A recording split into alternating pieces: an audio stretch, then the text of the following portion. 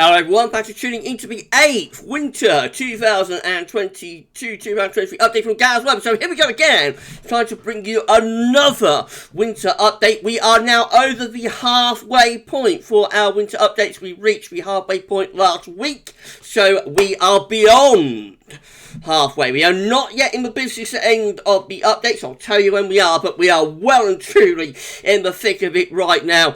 And yeah, this is the 8th winter update. I shall get on it for you in a moment. Just to say that the first video release was our 6 AM upload, so if you have not checked that one out, then please do so. I'd like to thank you so much to Richard and also to Shryan for all of their help on this video. The analogues today are coming from Rich. We're having the outside of the box presentation from Richard, and you're going to see that in a moment. After the swingo, so the King of Swing, Richard also has provided the swingo. So yeah, this is a Richard special, at least the first part of the update. So thank you so much to Richard for all of the help on the video, and of course thank you so much to Shryan Brewer as well. You'll see some data from the Ace Master a little bit later on. Thank you so much to all of you for tuning in, and I hope you're enjoying these winter updates. Remember, every winter update is compiling the picture, adding more colour to the canvas, if you like, increasing the palette, and adding ingredients to the cake, however you want to describe it, week by week, forensically, until we get to Sunday, the 4th of December, when we will be releasing our winter forecast. So, you know, every one of these updates is important unto itself, but also within the wider whole in terms of the winter forecast, and that is ultimately where things are heading. So thank you so much for sticking with winter updates so far, and I hope you've been enjoying this season of winter updates. We've still got so many more to do, and I shall get on with your 8th winter update for you right now. Please like, share, subscribe. Thank you so much, everybody, for doing that. We are so close to 14,600 subscribers, by the way, so if you could tell friends and family to sub, get to 14.6k, it will be great. I've only got to put on around another 6 or 7 subscribers, I think. Thank you so much to Richard for the gift, and also to Roger the Robin, or Roger the Bird. Thank you so much. Richard, right, so, and Roger, and so, we're going to start off with our swingo. So we're now going to bring you the swingometer after 7 updates. This is how our updates looking in terms of whether we're favouring a colder or a milder than average winter. Let's count this down then. Latest swingometer looking like this. 3, 2, 1. Here we go. And the swingometer is suggesting that we are favouring a milder than average winter by 51%. That is another very slight swing from mild to cold compared to last week. Last week we was favouring a milder than average winter by 52%. That's moved by 1% from 50 to 51%. We are now with our winter updates after 7 updates. Remember, this does not include this 8th winter update. After 7 updates, we are favouring a milder than average winter by 51 to 49%. With virtually at 50-50, will this 8th update move us to 50-50, or will we stay there? Will we have a swing back towards mild? You'll find out at the beginning of next week's 9th update. But as of 7 updates, update number 7, or up to update number 7, we are favouring a milder than average winter by just 51 to 49%, and that is a very slight swing from last week from mild to cold. Thank you so much to our King of Swing, Richard Traut, for the swingometer.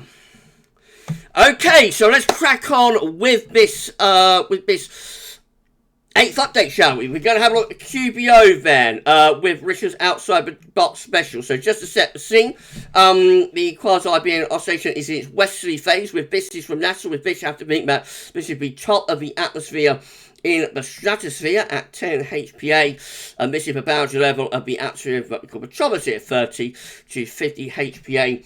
This sandy brown colour just here is the westerly phase of the quasi-Siberian oscillation descending from the stratosphere down into the troposphere. We are in a westerly QBO and will remain in a westerly QBO for this winter. Right, so here's Richard's outside of the box presentation. I hope I do this all right, Rich. I'm never very good reading from scripts, so I'm just going to do my best, my friend. But thank you so much for this year's outside of the box presentation. So here we go, GavsWeatherVids 2022-2023 winter updates. Special look with Richard Traut. Hi everyone, welcome to this. So this is directly from Richard. Richard has sent this through to me and to all of you as well. Hi everyone, welcome to this year's Outside of the Box Winter Special for 2022-2023. We try to look at different elements and ideas every winter, and this year is no different, without overcomplicating things in the process. So what's this year's all about then? Well, it's another QBO quasi-being oscillation special. This time I have looked through the history of the QBO data right back to 1948 and done my best to try and match this year's maturing westerly QBO to this year's 2022 QBO. What I looked for was August moving more positive from July that year, like this year's, in a window of +4 min to +10 max. Out of the 74 years of the QBO, we only had 7 matches, which were 1955, 1957, 1959, 1966, 1975, 1980 and 1920. 55 went to August plus 7.20, 1957 went to August plus 630, 1959 went to August plus 7.70, 1966 went to August plus 7.63, 1975 went from August plus 906, 1980 went to August plus 9.61, and 2020 to August plus 4.78. This year's August of plus 7.87, so a very similar figure moving up from the previous Julys.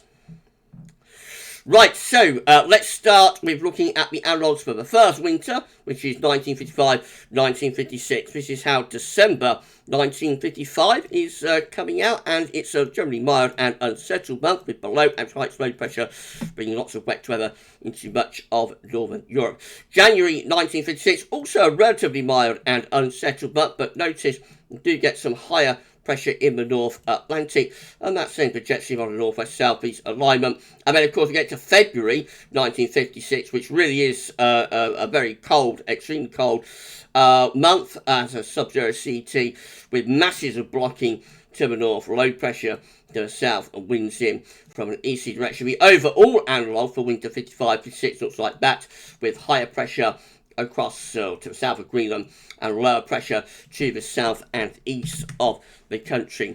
Next up, we have 1957-1958. So December 1957 looks like that, with lower pressure to the north, higher pressure out in the Atlantic, and winds in from a westerly direction. That's generally mild and Atlantic-driven month. January 1958, also relatively mild, wet, with low pressure through the country, although a little bit cooler than the December before it. February 1958 looks like that. We get some higher pressure appearing around Greenland, and some lower pressure sets up to our east. That pulls the wind into a colder northerly, and so again it's the idea that the winter gets colder as it progresses, has a very cold March.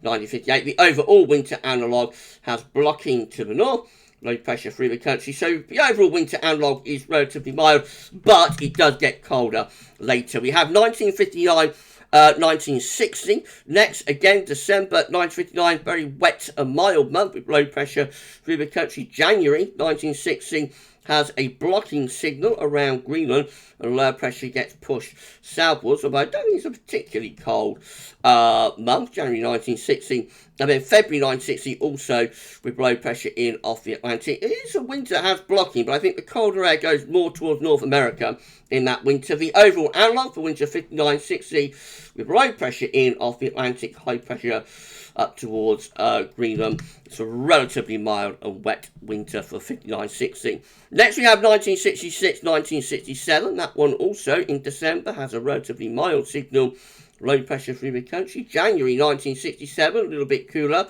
high pressure towards Greenland. That allows some cold snaps, not particularly cold month, but does allow some cold snaps. And then February 1967, relatively mild, Atlantic driven, winds in off the Atlantic like that. Overall signal for winter 66, 67 looks like that. It's one of the milder winters of the 1960s. Then we got 1975, 1976 in the middle of the drought years, of course. So December 75 is anticyclonic with high pressure reaching into the UK from the Atlantic. January 76 also relatively anticyclonic with high pressure in from off the Atlantic. February 76 rounds it all off, another anticyclonic month, and the overall winter analogue for 75-76 is anticyclonic with high pressure dominating. 1980, 1981 looks like that. In December of 1980, relatively mild and wet, low pressure to the north, high pressure to the south. January 1981 has high pressure to the west, low pressure to the east. That does allow some colder snaps to come through at times, I think. And then February 1981 looks like that, low pressure around Greenland, high pressure ridging in from the east. I think that's a relatively quiet month. The overall winter analog for 80-81 looks like that, with high pressure to the west, low pressure to the east. So it's a relatively mild-ish winter, but does allow for some cold snaps. And then finally, we've got 2020, 2021, the teaser winter of a couple of years ago. And December 2020 has a blocking signal to the north, low pressure is part over the country, relatively wet and unsettled. January, the blocking signal strengthens around Greenland and up to Svalbard. Woke you up, didn't everyone? Winds are in. I'm so sorry, winds are in from an easterly direction. Richard's going to laugh at that. Winds are in from an easterly direction in January. We very nearly have a very cold month. It is a really cold month for Scotland, actually. I'm so sorry if that made anybody jump. And then February 2020 looks like that, with high pressure towards Scandinavia, low pressure out to west. It gets very mild later on in February 2021. But earlier in the month, we had the coldest phase of the winter in the second week. The overall winter analog for 2020-2021 does have a strong blocking signal, but low pressure just not quite far enough south enough to allow a really cold winter. So close. It's such a close winter to being really cold, but in the end it finishes up as a bit of a teaser. Right, let's put all of that together then. This is how all Decembers combined are looking with Richard's outside of the box. So mild, wet and unsettled for these Decembers. All Januaries combined look like that. Much more interesting from a cold perspective, with below average heights to the east blocking in the North Atlantic up towards Green. You could definitely see those Januaries having cold snap potential at the very least, if nothing else. And all Februaries combined look quite interesting too, which I was a little bit surprised about, with higher pressure within the northern latitudes, lower pressure to the south. Jet stream is pushed south as well. Winds in from an easterly direction on average with those Februaries. So definitely cold potential for the Januaries and Februaries, a little bit less so for the Decembers.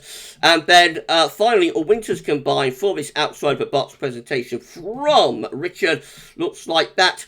Not a bad signal, actually, not a bad analogue if you want some cold weather. The blocking is maybe a little bit towards the Canadian side of Greenland and the Arctic, but nevertheless, I reckon there is, at the very least, cold snap potential with that. Be absolutely perfect. You want to get the blocking a little bit further towards the North Pole itself, and towards our side of Greenland.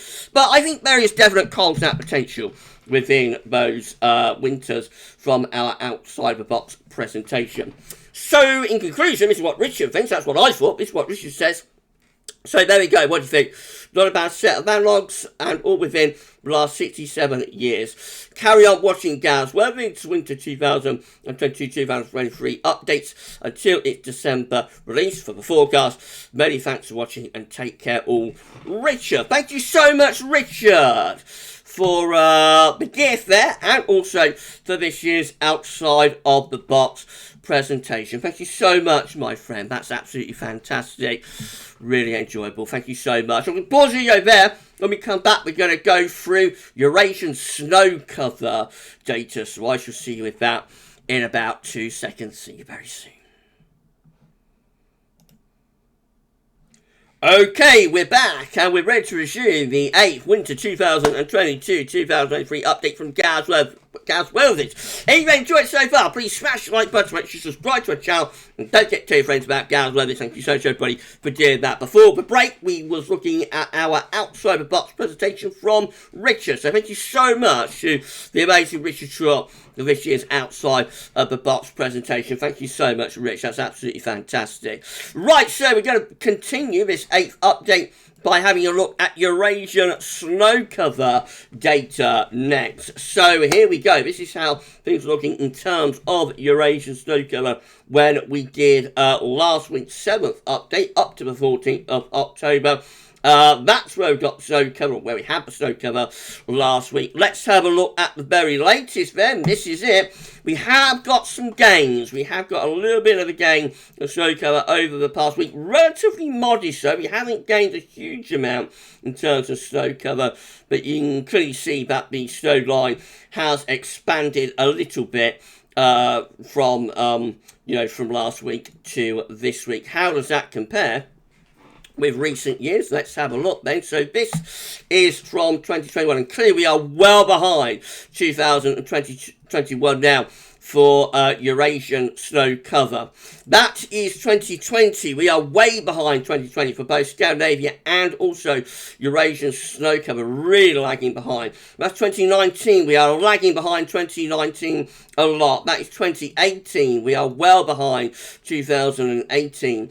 That is 2017. I think we're a little bit behind 2017 as well now. That is 2016. We are well behind 2016. That is 2015. Again, we are lagging well behind 2015. That is 2014. Way behind. Way behind 2014. We got the snow line virtually to the west of Russia at this point in 2014, and through much of northern Scandinavia, well behind that year too. That's 2013. Again, we're lagging well behind 2013. That is 2012. What do you think about that one? I think we're a little bit behind 2012 now. That was a slow starter, so we're lagging behind 2012. That is 2011. We're behind 2011 as well. That is 2010. We're behind that year as well. That is 2009. Now, in terms of total coverage, we're probably quite evenly matched to 2009, but the areas covered are different. Notice how so much more of northern and central Scandinavia is covered with snow, at this point in 2009, and this northern part of Russia as well. So 2009 is always a little bit of an outlier in the way that the snow cover was achieved. So in terms of total snow cover, we're probably quite close, but the areas covered this year, 2009, are very different. That is 2008. We're behind 2008 for snow cover. Next year is 2007. I think we're a little bit behind 2007. The areas that cover probably quite are different, so probably not that far away from 2007. Let me know in the comments which years you think we're closest to here. That's 2006. Obviously, we are well behind 2006 now. That is 2005. Probably not that far away from 2005, but maybe a little bit behind even that year. That was another very slow starter. 2004, we are well behind 2004 now. That is 2003. We're behind 2003. That's 2002. Way behind 2002. We have got the snow line all the way to the west of Russia at this point in 2002, and large portions of Norway and Sweden covered as well. That is 2001. We're well behind 2001. We're really doing quite poorly this year for snow cover, it must be said. That's 2000. We're behind that year as well. This is 1999.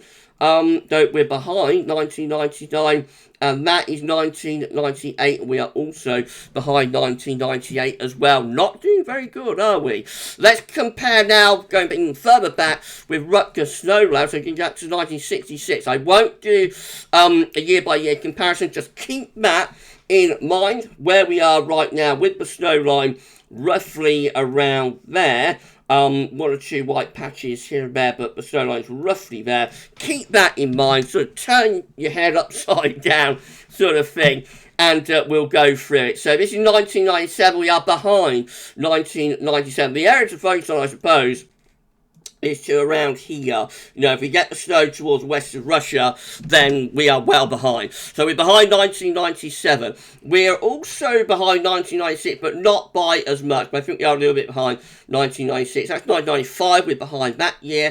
That's 1994. That might be a closer match, actually. 1994. What do you think, everybody? I think that's a closer one. 1993, we're behind that year. 1992, we're behind that year. 1991 might be a closer match too. 1990, we are behind 1990 right now. We're behind 1989. We are well ahead of 1988. So we haven't done, we haven't done better than any year really so far. But we are, I can tell you, we are ahead of 1988 up to this point. That's 1987, which I think we're also a little bit ahead of as well. 1986 might be quite closely matched, but the areas covered are a little bit different. We have got the show line further towards Europe, further westwards compared in 1986 compared to now. We're well behind 1985. We are behind 1984. Probably quite closely matched to 1983. Maybe a little bit behind. We're behind 1982.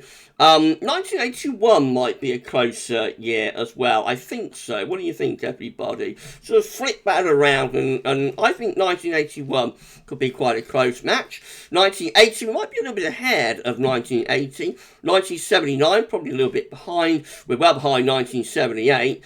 We are well behind 1977. We're completely behind 1976. The whole of Siberia was covered by snow, and Russia, all the way to west of Europe, and in Scandinavia by this point in 1976. Such a remarkable snow cover in October 76. 75, we might be a little bit ahead of that one, or quite closely matched to it. 74, I think we're behind that year. 73, again, I think we're a little bit behind that year. 72, definitely behind that year. We're behind 71 as well. We're behind 1970. No data for 1969. 1968, we're well behind that one. 1967, probably a little bit behind that one, and we're well behind 1966. So we're not doing very good for snow cover up this point. We are lagging well behind. We did get some gains, as we said, over past week, but historically, we are lagging well behind many years this year. It's rather strange. We had a really quick start in September, but then we've had a proper stall, as we've gone through October. Maybe we'll pick things up in the next week. We'll find out when we do this again next week for the 9th update, of course. But at the moment, it's not looking great for getting that snow line across Siberia and into the west of Russia. We'll see what happens in the coming week. Right, another pause. When we come back, we're going to have a look at solar data. So that will be coming up in section 3 of this 8th winter update. I shall see you in 2 seconds. Okay, we're back and we're ready to resume the 8th winter 2022-2023 update from GavsWeatherVids. If you've enjoyed it so far, please smash the like button, make sure you subscribe to the channel, and don't forget to tell your friends about GavsWeatherVids. You'll be able to see future weather content, including future winter updates, and if not only that, but also future live streams. We'll be doing a live stream discussing this winter update tomorrow, Monday, 8 p.m. Right, let's resume it. Thank you so much, Rich, for the gift there. Thank you so much, Richard, for that. Right, let's resume. We're going to resume with solar data. So this is how the solar disk is looking on our side of this today from solarham.net. We've got 3 interest regions. Just like that, though, solar activity is actually at very low levels and is expected to remain at very low levels, or low to very low levels, for the next 3 days, as reported by Solarham. This is the GavsWeatherVids Winter Update Solar Activity Tracker, updated by Shryan. Thank you so much, Shryan, for updating this. So the orange line and orange spots depicting each individual day's worth of sunspot activity. You can see, but around a week or so ago, we was at a high level of activity up here, but activity has dropped quite a lot, actually, over the past few days. You can see how over the past week or so, activity has been trending downwards. We actually went down to there a couple of days ago, with one of the orange spots. Then we popped back up to there, but we are at a lower level of activity now, probably at the lowest level of activity, been on a daily basis since back round there, which is going back into August time. The green line, which is the 30-day average, has also dropped a little bit as well. So that was trending up, you know, through most of the autumn so far, reached a peak just there, which is the highest that it's been in terms of the 30-day average, that has dropped back. So we are moving to solar maximum. We're going to get solar maximum around 2025, I think, but we don't do this at a linear process, you know. It's not a case that 1 month is more active than another right way through to solar maximum. It's up and down, up and down, up and down, and we are going through one of the more down phases at the moment. Who am I today? Let's see. Oh, wow, wow, wow, wow, wow. I'm Anakin. I'm good Anakin, though, at this point. This is before he turns bad. He does something very, very bad just after this. He cuts off Christopher Lee's head after the Emperor tells him to eat.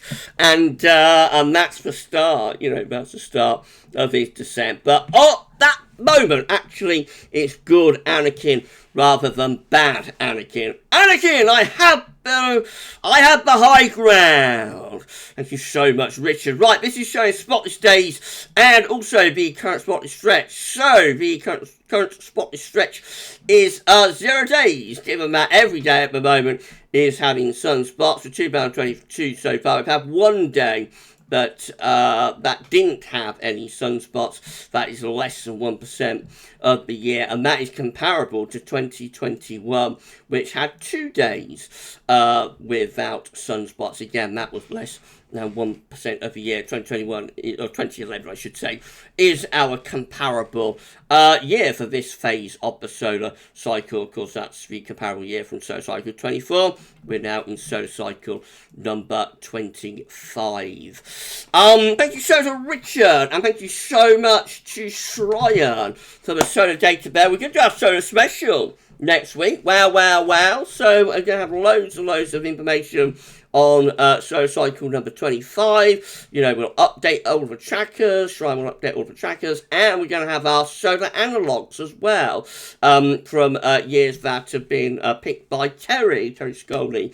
Is going to be helping on next week's 9th update, isn't it? The solar special, and you'll be able to see what winters are like in this, you know, part of the solar cycle that we're currently in, the relevant winters for this part of the solar cycle. So solar special coming up next week. Wow, wow, wow, that's going to be exciting. Thank you so much to Shryan and to Richard for the solar data. Right, Arctic oscillation observed and forecast.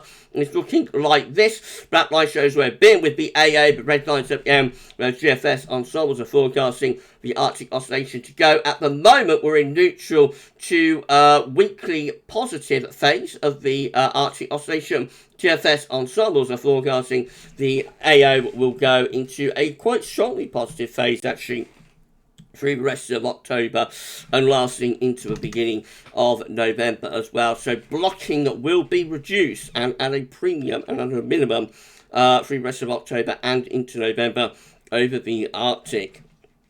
NAO observed and forecast looks like that.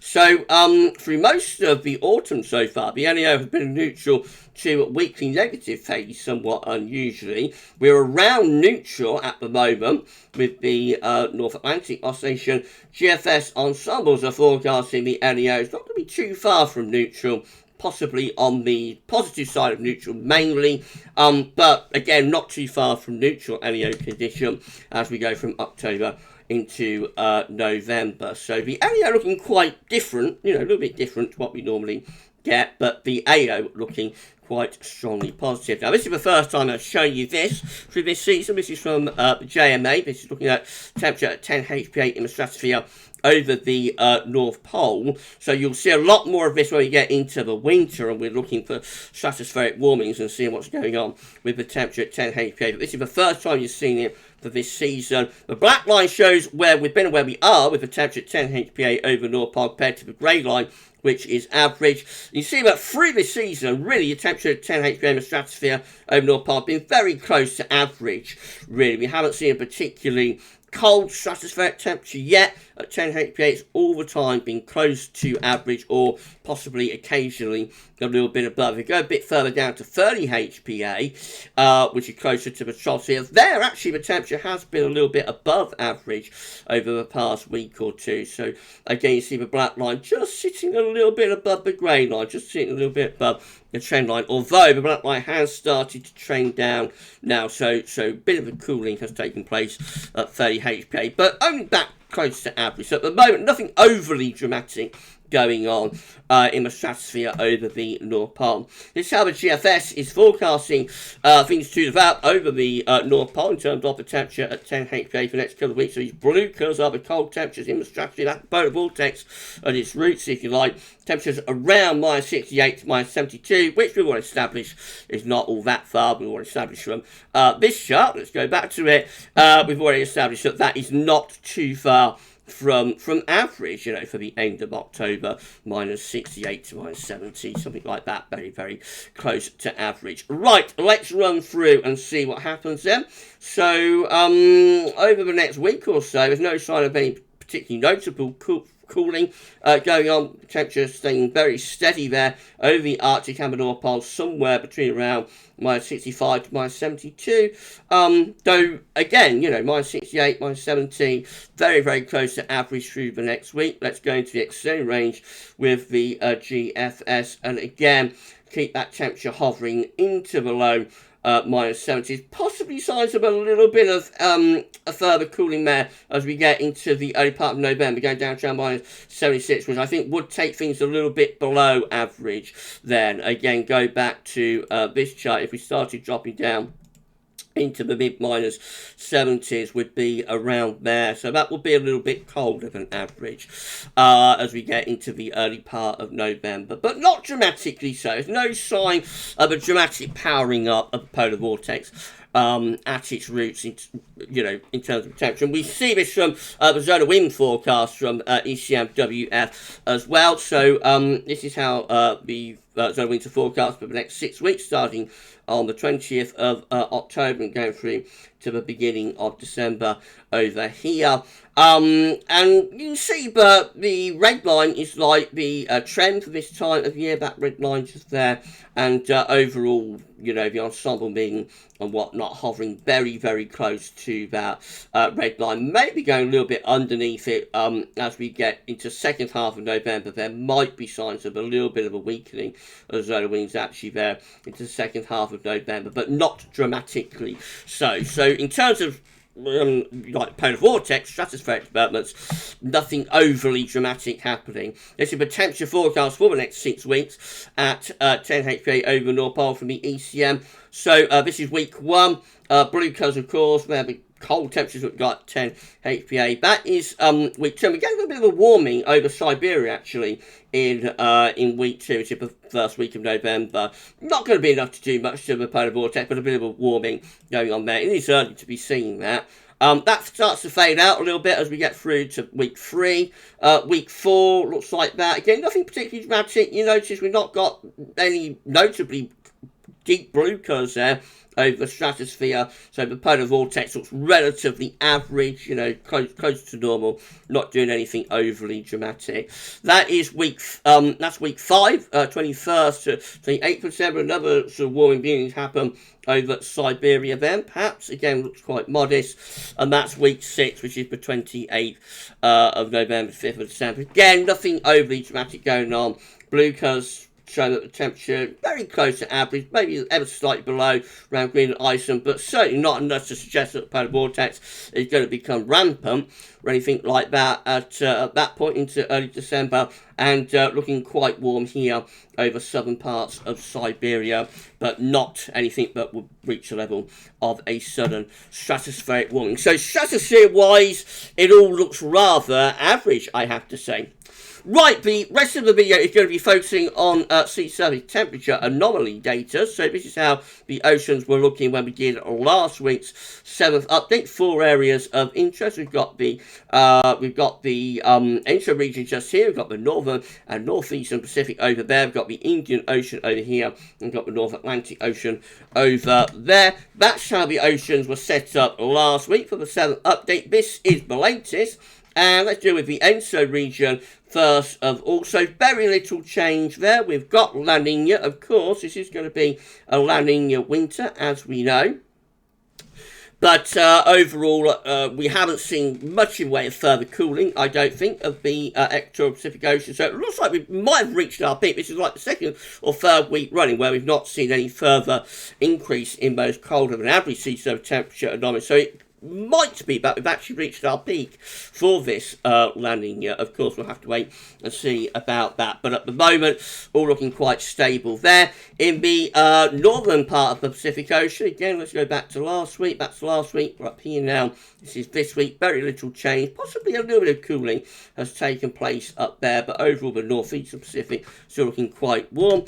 Over in the Indian Ocean, again, we're over here now. That situation last week, this situation this week. Possibly things have warmed slightly in this area, but it's still cooler than average, while it remains warmer than average over here towards Indonesia. So that is the negative IOD signature that continues. And in the North Atlantic, again, we're over here now. That situation last week, this situation this week. A bit of cooling has taken place through there, I think, but generally still the Atlantic is in a pretty warm phase in most areas. This is the 7-day change. So there has been a little bit of a cool down that's gone on in the northeastern Pacific through there. Interesting. We've got to see if that gets maintained for the next few weeks. Meanwhile, in the equatorial Pacific Ocean, the ENSO region, not much going on there. 1 or 2 areas are still cooling, but I think more areas have actually warmed a little bit over the past week. Again, just suggesting that maybe the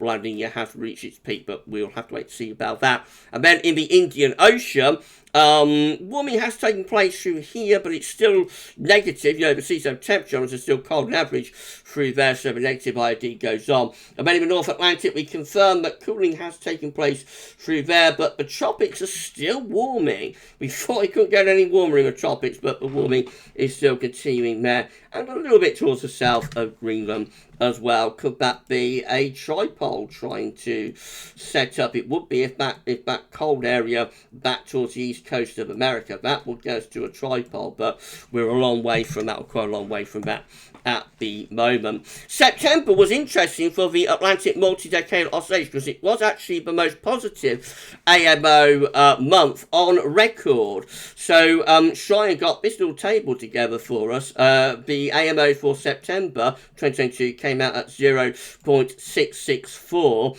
which beats the previous most positive AMO month, which was April 1878 at plus 0.655. And then behind that we have 1878 in June again, and then we have July 1937, and then we have August 1878. 1878 was had a very, very warm Atlantic Ocean in the summer, just before the severely cold winter of 1878, 1879, of course. I shall not say any more about that. This is how it looks in terms of the top 5 most positive AMO years. So 1878 is still the most positive year for the Atlantic multi-decadal oscillation, followed by 1998, followed by 1944, followed by 2010 in number 4, and then 2016. Interesting to note, and again, I won't say any more, but I'll just note this, that 1878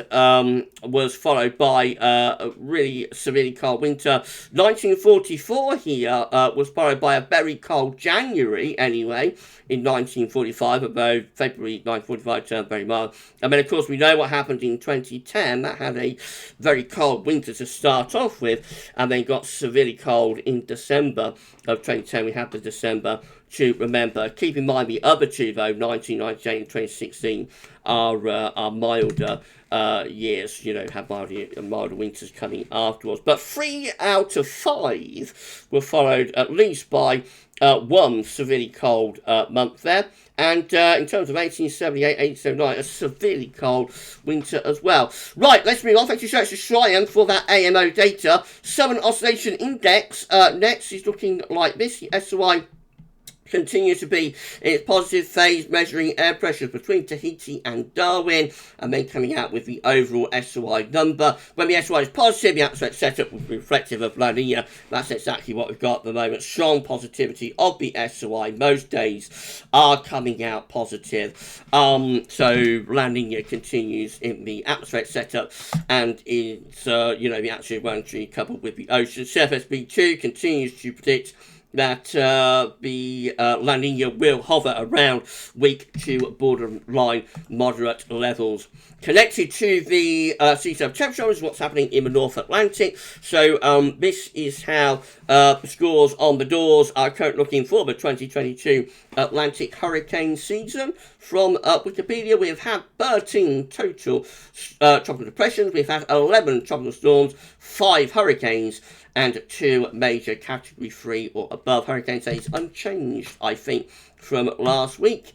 Ace Master Shryan has updated this, and I'm going to have to zoom in. So hold on, everyone, hold fire, and I shall zoom in and we'll have a look to Shryan's page. Right, thank you so much to our Ace Master. So Ace is just a way of measuring the energy that each of these storms are giving out within a season. Classified as below normal, near normal, above average, hyperactive. Come down to 2022. We see that so far we have had an Ace for this season of 84.10, 84.10. That is after 11 tropical storms, 5 hurricanes, 2 majors. At this point, we would expect to be at 110.40. So, although we're categorised as near normal, we are at the low end of near normal.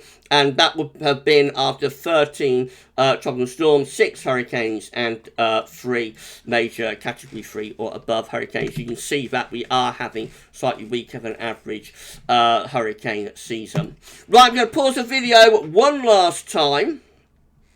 And when we return, we're going to go through sea surface temperature anomaly data, and we will see how the ocean, the Atlantic Ocean, is looking right now compared to all years back 1985. That'll be coming up in 1 second.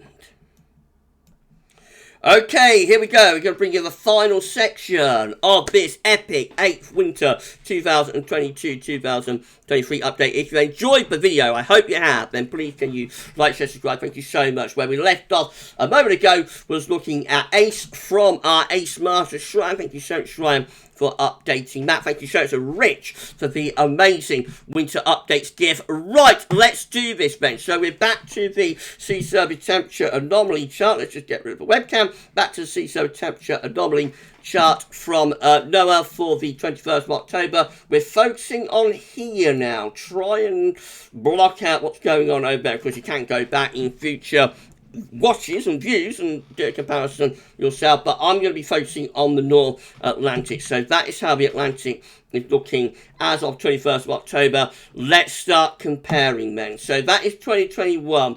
I think overall the Atlantic is warmer this year than in 2021. That is 2020, warmer Atlantic this year than in 2020 as well, but might be close to match. That is 2019, warmer with the North Atlantic this year compared to 2019. That's 2018, clearly warmer in the North Atlantic this year compared to 2018. That's 2017. Again, I think the Atlantic, much warmer phase this year in 2017. That's 2016. Again, much warmer this year, but at this point in 2016. That is 2015. Much warmer with the North Atlantic, but at this point in 2015. That's 2014. Again, we have the cold blob in 2014, but no cold blob this year. That is 2013. Again, the Atlantic much warmer this year compared to 2013. That is 2012. So again, much warmer with the Atlantic this year compared to 2012. 2011, again, much warmer this year. That is 2010, when we have a little bit of a tripole going on. That's the last year where we had a proper tripole at this point in the year, where it's warmer there, cooler back to there, and then warmer through there. That's just before the December to remember, of course. Let's persevere. That's 2009. Again, no comparison really this year. 2009. That's 2008. What do you think about that year? Again, much warmer, I think, this year than 2008. That's 2007. A lot warmer again this year in 2007. That's 2006. Warmer than this year in 2006. That's 2005. Again, warmer this year than 2005. That's 2004. See, so temperature at Lawrence looking warmer this year. That's 2003. Looking warmer this year than 2003. That's 2002. Again, we're looking much warmer this year. That's 2001. And again, we look warmer. And now begin to move back towards the cold AMO era, of course. So this is 2000, where the oceans generally look a lot cooler, but particularly in the North Atlantic, no comparison. That's 1999, no comparison to that year. 1998, I mean, the Atlantic is quite warm towards the UK and Ireland, but overall we're much warmer this year. That's 1997. Again, much warmer this year than 97. That's 96. Again, no comparison either to 1995 or to 1994. Look how much colder it is in 1993. No comparison at all. 1992, no comparison. No comparison really to 1990 or 1991. 1989 has no comparison. We are now back into the cold AMO era, by the way. 1988, again, no comparison. 1987, no comparison. 1986, look how much colder the Atlantic is in 1986 compared to now. And lastly, 1985. And again, firmly back in the cold AMO era, and there is no comparison. So the Atlantic this year is actually looking warmer than it's done through most years, right way back to 1985. I think just a couple in there, though I think we said like 2020 actually might be relatively close. Let me know in the comments which years you think are closest for those Atlantic sea surface temperature lines, but generally we're above most years. I suppose that's what you'd expect to see, given what we looked at a moment ago in terms of the AMO, and September being the warmest AMO month on record. So we're seeing a very, very, very warm Atlantic at the moment. Right, well, that's it for the 8th update. How long have we talked for? 46 minutes. Not bad. Get through all of that. Under 50 minutes. I am trying to keep all of these winter updates under the 50-minute mark. So far, I've been able to do so. I might cut loose on the final 13th and final one and, you know, run that as a true epic well over an hour. I'll see about that, but generally I'm trying to keep these all under 50 minutes at the moment. I'm succeeding in doing that. Right, well, that's it for your epic 8th update. Next week's 9th update, we'll do it all over again, and it'll be a solo special too, so I can't wait for that. Well, thank you so much to Shryan, and thank you so much to Richard for all of the help and all of the data that you're seeing in this video, and of course Rich for the winter updates gift and that fantastic outside the box presentation. I'll stop the video there. We will be live streaming and discussing this 8th winter update tomorrow at 8 p.m. So if you've got any questions, then hold fire, and we'll do a live stream tomorrow at 8 p.m. where I will endeavour to answer your questions. Thank you so much for watching, and enjoy the rest of your day whenever you're watching this 8th update. But for the 8th Winter 2022-2023 update, that's all for now, and thanks for watching. Bye for now.